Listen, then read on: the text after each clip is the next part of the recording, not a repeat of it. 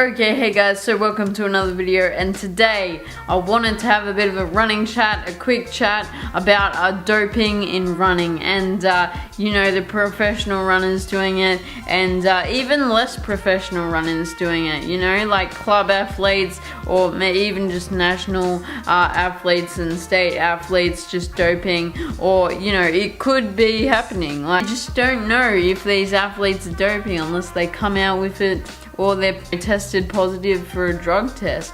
And I mean, how often does that really happen? Like, I mean, I just finished watching a documentary on Lance Armstrong, and also another one on, you know, just doping in general. This filmmaker guy, he's a cyclist by trade, but I mean, it's not his job and it's not his profession, but he goes on drugs and tries to see like how much it will improve him. And you know, it's funny because he doesn't improve at all, and he's taking all these drugs, pretty much the same drugs that, you know, Lance Armstrong took, and he doesn't really improve that much. I mean, he does this race that he did the previous year before, being clean, and you know, he just gets an even worse place. And I mean, whether he was taking the drugs properly or not, I don't know. But, you know, he was supervised by a professional drug administrator from the IOC. Like, he's qualified by the International Olympic Committee to be, you know, a drug tester, and is helping this athlete dope. And he knows everything about it, and it's crazy, especially seeing that these are the people we rely on, you know, to catch these professional athletes if they're doping or not. And you know, I just don't believe the doping system works in sport, especially at the top level at the Olympics. I mean, man, the whole Russian team, if you guys remember from the last Olympics, were, you know, busted pretty much for using drugs, the whole Russian team. Because, I mean, you look back at 2008 and 2012 Olympics, and, you know, you had a Russian in every second event winning it, and they were on the gas, man. They were on the juice, or whatever you want to call it, and yeah, like, they were doping to the gills. But yeah, it just shows you and puts in perspective, you know, how skeptical you want to be. I mean, you don't have to be skeptical, and you can always, you know, have faith in good people. But you know, at the end of the day, it's the game, and you know, sport is sport, and you know, you gotta dope to cope sometimes, really. But I mean, you look at athletes like Mo Farah and Alberto Salazar, and his you know, training squad with Galen Rupp and everything. And you know, is it a coincidence that when Mo Farah joined the Nike Oregon project, that he just had a massive boost in you know, performance? That he joined in like just after the Beijing Olympics, and after that, bam, he was running like bloody, he was up there, he was winning world championships and everything like that.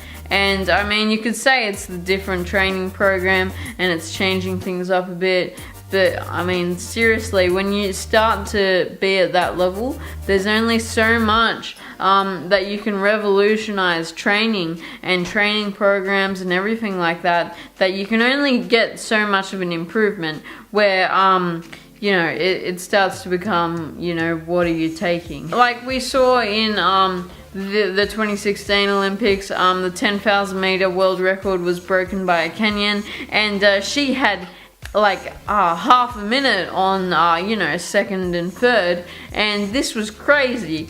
But I mean, I'm pretty skeptical of that. When you see at a world championship race where it's the Olympics and these races are very tactical usually.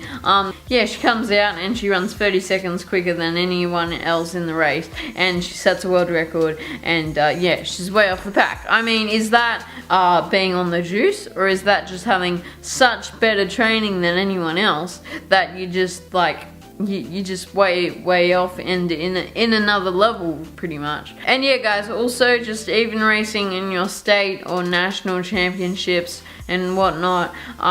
You can get guys that you haven't even seen all season, or that haven't even raced all season, and they come out and they might run like an 8-minute or 8:10 3 kilometer, and that's crazy, and that's a really fast time.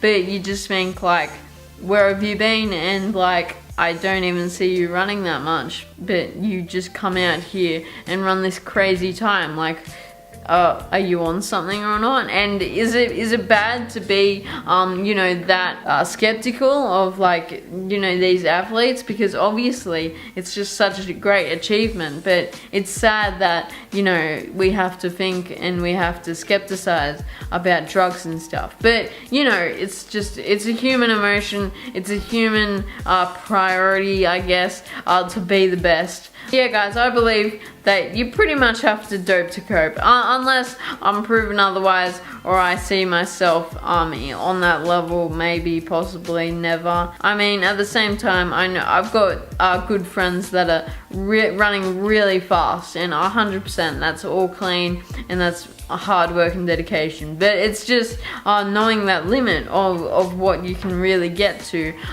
being clean. And yeah guys, like, I mean, the last few Olympics in the 10,000 meter races and stuff, you've got Galen Rupp, Mo Farah, and then like 3 or 4 Kenyans that can just keep up with the pace. But then the rest of the pack is gone, and no one's even relatively close to those 4 or 5 guys. Now, does that just mean that those 4 or 5 guys are, you know, the hardest working and just have the most revolutionized training? Or is it because, like, you know, they can just then pass the IOC drug tests and everything like that, and just not be, you know, accused for it, pretty much? But you know, Galen Rupp's been accused for it. I mean, he's openly had you know, testosterone prescriptions and stuff.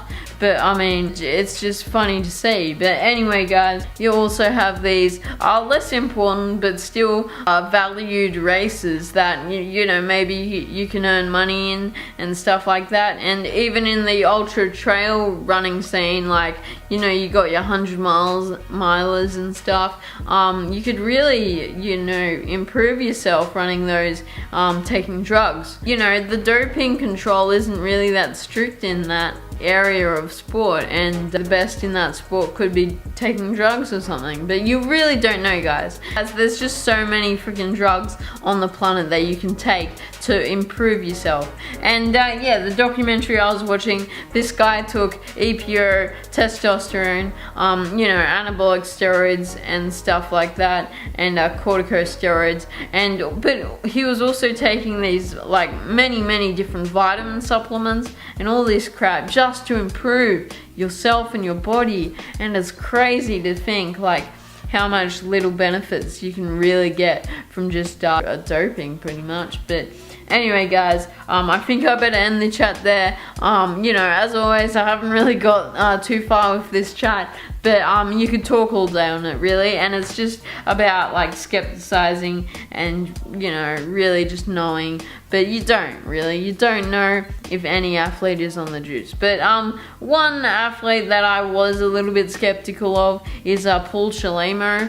He's been running really well the past year, ever since the 2016 Olympics, where he came second to Mo Farah in the 5,000 meters. He's been running like crazy times, and but he's kind of come out of nowhere. Like, he joined the US Army or something team after college or during college, and then his performances just shot up. I mean, not two years ago he was running like 14-minute 5Ks and stuff. But yeah, now his performances just shot up. And is that with running experience, or is that because you're taking something or something like that? I don't know. But anyway guys, you can always be skeptical. I encourage you guys to be skeptical. But anyway guys, thank you for listening and talking to me, if you have made it this far into the video. And I'll see you guys soon. So anyway, let's do it. And I know most people want to get lean and want to go, I want to lose weight, then they cut down to carbs, but not me. I like carbs.